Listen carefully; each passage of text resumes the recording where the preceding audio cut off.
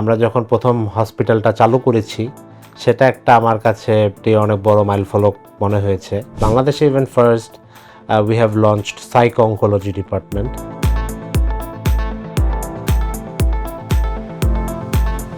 আসসালামু আলাইকুম। Seven Rings cement presence আগামীর উত্তরসূরির আরও একটি নতুন এপিসোডে আপনাদের সবাইকে স্বাগতম জানাচ্ছি। আমি ফারজানা আফরিন পূর্বা। আমাদের দেশে এমন কিছু প্রতিষ্ঠান আছে যারা শুধু ব্যবসা প্রতিষ্ঠানই গড়ে তোলেন না, বরং প্রজন্ম থেকে প্রজন্মের স্বপ্ন, আস্থা আর সম্ভাবনাকেও শক্ত ভিতের উপর দাঁড় করায়। আজ আমরা আপনাদেরকে পরিচয় করিয়ে দিব এমন একজন নক্ষত্রের সঙ্গে, যিনি তার নেতৃত্ব, উদ্ভাবন আর দায়িত্ববোধ দিয়ে এই প্রতিষ্ঠানকে অনন্য উচ্চতায় এগিয়ে নিয়ে যাওয়ার জন্য নিরলসভাবে কাজ করে যাচ্ছেন। চলুন তাহলে দেরি না করে আমাদের অতিথির সাথে আপনাদেরকে পরিচয় করিয়ে দিই।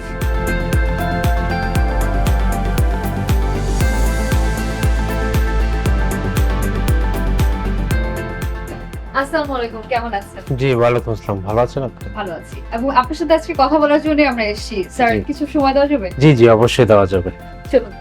দর্শক, আমাদের আজকের অতিথি জনাব সাকিব শামীম, ব্যবস্থাপনা পরিচালক, Labaid cancer hospital and super speciality centre, উপব্যবস্থাপনা পরিচালক, ল্যাবেড গ্রুপ। চলুন তাহলে দেরি না করে আমাদের অতিথির সাথে গল্প শুরু করা যাক। স্যার, এই যে Labaid cancer hospital and super speciality সেন্টারের যাত্রায় কোন মাইল ফলকটি আপনার কাছে সবচেয়ে বেশি স্মরণ? Labaid cancer hospital and super speciality centre, এটা আমাদের বাংলাদেশের জন্য একটা গর্বের বিষয় এবং ল্যাবেডের জন্য এটা একটি বড় মাইল ফলক।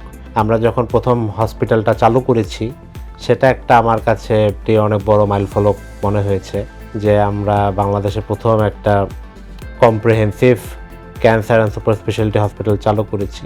আর দ্বিতীয় মাইল ফলক হচ্ছে যখন আমরা জয়েন্ট কমিশন ইন্টারন্যাশনাল অ্যাক্রিডিটেশনটা পাই, যেটা আপনার পৃথিবীর সবচেয়ে সম্মানজনক অ্যাক্রিডিটেশন হেলথ কেয়ারে। পাশাপাশি আমরা যখন লিড গোল্ড সার্টিফাইড এনভায়রনমেন্টের জন্য প্রথম বাংলাদেশের হসপিটাল যেটা এই মাইল ফলকটি অর্জন করেছে।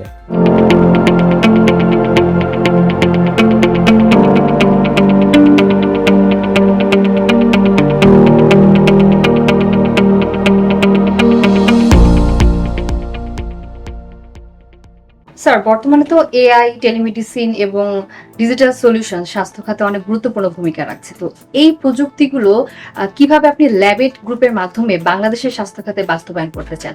জি, তো আমরা তো আসলে ডিজিটাল হেলথের আসলে বিকল্প কোনো কিছু নেই, এবং সামনে চতুর্থ বিপ্লব হচ্ছে আমাদের আর্টিফিশিয়াল ইন্টেলিজেন্স, যেটার মধ্যে দিয়ে আমরা যাচ্ছি। তো ল্যাবেডও এখানে পিছিয়ে নেই। আমাদের লাইফ প্লাস বাংলাদেশ লিমিটেড, যেটা বাংলাদেশের most integrated and largest health care platform, যেখানে আমরা 360 ডিগ্রি হেলথ কেয়ার সলিউশন দিচ্ছি। টেলিমেডিসিন থেকে শুরু করে ডক্টরস অ্যাপয়েন্টমেন্ট থেকে শুরু করে electronic medical record, medicine delivery, প্রায় আমরা 12 থেকে অ্যাম্বুলেন্স সার্ভিস, প্রায় 14 থেকে 15টা সার্ভিস দিচ্ছি। তো এটা আমাদের একটা বড় অর্জন এবং আমাদের একটা বড় একটা ভিশন ছিল। ক্যান্সারকে মরণঘাতী রোগ বলা হয় এবং অধিকাংশ মানুষ এটাই ধারণা করে যে ক্যান্সারের আসলে ট্রিটমেন্টে যেরকম ব্যয়বহুল এবং ক্যান্সার পেশেন্টদের সার্ভাইভাল রেটটাও কিন্তু খুবই কম থাকে। তো বাংলাদেশের পার্সপেক্টিভে যে ব্যয়বহুল ট্রিটমেন্টটা আমাদের সাধারণ মানুষরা করছে এবং বেশিরভাগ ক্ষেত্রে বিদেশে ট্রিটমেন্ট নিতে যেতে হচ্ছে। তো ল্যাবেড হসপিটাল, ক্যান্সার হসপিটাল আসলে এখানে সেই মানুষের ওয়েলবিং এর জন্য, মানে হেলথের পাশাপাশি মেন্টাল হেলথ বিল্ড আপের জন্য কি কি পদক্ষেপ নিচ্ছে?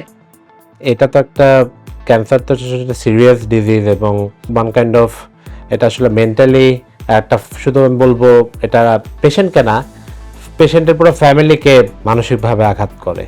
তো আমাদের আসলে এখানে আমরা এই হসপিটালে বাংলাদেশে even first we have launched psycho oncology department. তো এখানে আমাদের উই হ্যাভ ডেডিকেটেড সাইকোলজিস্টস, মানে যারা স্পেশালি ট্রেন্ড অঙ্কোলজি পেশেন্টসদের জন্য। আমরা ইন্ডিয়া রাজীব গান্ধী ইনস্টিটিউট থেকে ট্রেন্ড করে নিয়ে এসেছি, এবং ওনারা আসলে যখন ক্যান্সারটা প্রথম ধরা পড়ে, প্রথমে তো আসলে আমাদের ডক্টরসরা যারা আছে এই হসপিটালে, they are the best in the country, to be honest. মানে ওনারা আসলে অন্যান্য জায়গায় যদি 2 মিনিট বা 5 মিনিটে রুগী দেখে, আমাদের এখানে এক একজন রুগীর পিছনে অলমোস্ট 45 মিনিট সময় দেওয়া হয়। পাশাপাশি আমাদের পেশেন্ট ফ্যামিলি অ্যাডভাইজারি কাউন্সিল আছে, যেখানে আমরা মাসে একবার পেশেন্ট ফ্যামিলি তাদের রিলেটিভদের সাথে আমরা বসি, কথা বলি, এক্সচেঞ্জ ভিউজ শেয়ার করি।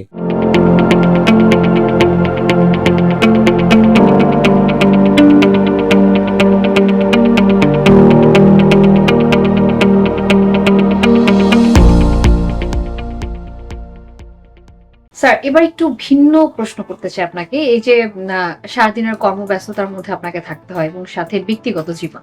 তো এই দুটোর মধ্যে ভারসাম্য কিভাবে মেইনটেইন করছেন? জি, আসলে এটা একটা খুব আ সুন্দর প্রশ্ন। আসলে এটা খুব কঠিন হয়ে পড়ে। কিন্তু তারপরেও আসলে কর্মব্যস্ততায় আমি যেটা আমার সবচেয়ে বেশি করি, আমি খুব বই পড়ি। মানে নন ফিকশনাল বই পড়ি। আমি ফিকশনাল বই আসলে পড়া হয় না। পেপার পড়া হয় প্রচুর। জার্নালস পড়ি। আর পাশাপাশি আমি আসলে ওয়ার্কআউট করি। এভাবে আসলে ওয়ার্ক লাইফ ব্যালেন্সটা করার চেষ্টা করছি। স্যার একটা শহর তো শুধু একটা আবাসিক বা বাণিজ্যিক ভবন দিয়ে তৈরি হয় না। এখানে মানুষের স্বপ্ন, নিরাপত্তা এবং ভবিষ্যৎ জড়িয়ে থাকে। তো একটা ভবন নির্মাণের ক্ষেত্রে নির্মাণশৈলী, উপকরণ এবং সেই সাথে ভূমিকম্প রোধী যদি ভবন তৈরি করা যায়, সেক্ষেত্রে মানুষের নিরাপত্তা বা উন্নত শহরের করণের জন্য কতটুকু ভূমিকা বলে আপনি মনে করেন? আসলে ঢাকায় আপনার যেরকম স্যাচুরেটেড হয়ে গেছে এবং ওভার পপুলেটেড হয়ে গেছে, এখানে আসলে আমরা যে উঁচু ভবনগুলো তৈরি করছি, সেখানে আসলে সর্বোচ্চ সেফটি আমাদের মেনে করতে হবে এবং আমি মনে করি এটা করা উচিত। কারণ আসলে আমাদের এই শহরে যদি কোনো একটা ম্যাসিভ আর্থকুয়েক কিংবা আমরা দেখি যে ফায়ার ইনসিডেন্ট হয়, খুব বিপদ হয়ে যায়।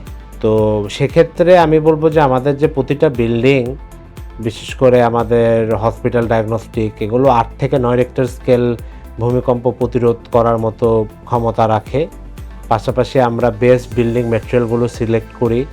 আমাদের কনসালটেন্ট বা আমাদের আর্কিটেক্টরা শুধু বাংলাদেশের ভিতরেও সীমাবদ্ধ না, আমাদের এখানে আমেরিকান আর্কিটেক্টস আছে, সিঙ্গাপুরিয়ান আর্কিটেক্টস আছে, আমাদের ইন্ডিয়ান আর্কিটেক্টস আছে।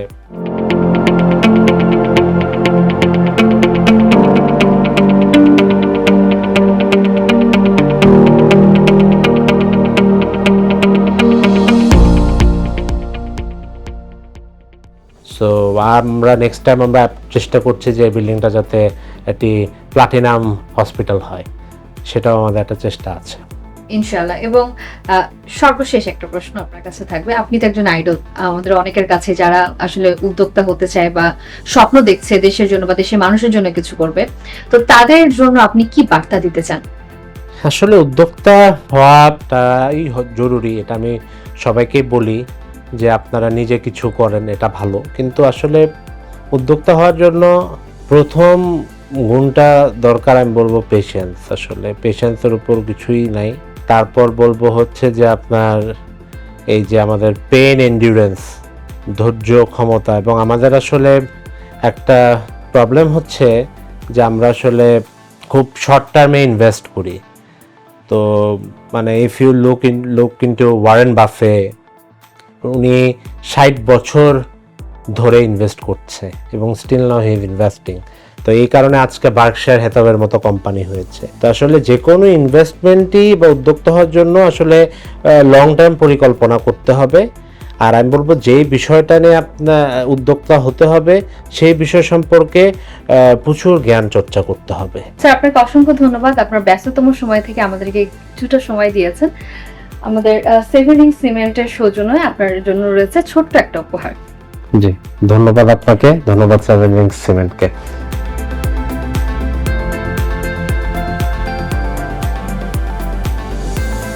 দর্শক, সেভেন রিংস সিমেন্ট প্রেজেন্স আগামী উত্তরসূরির আজকের এই আয়োজনের একদম শেষ পর্যায়ে আছে। আমি ফারজান আফরিন পূর্বা আপনাদের কাছ থেকে বিদায় নিচ্ছি। দেখা হবে আগামী কোনো উত্তরসূরিকে নিয়ে আমাদের নতুন কোনো এপিসোডে। সে পর্যন্ত সবাই ভালো থাকবেন, সুস্থ থাকবেন। আল্লাহ হাফেজ।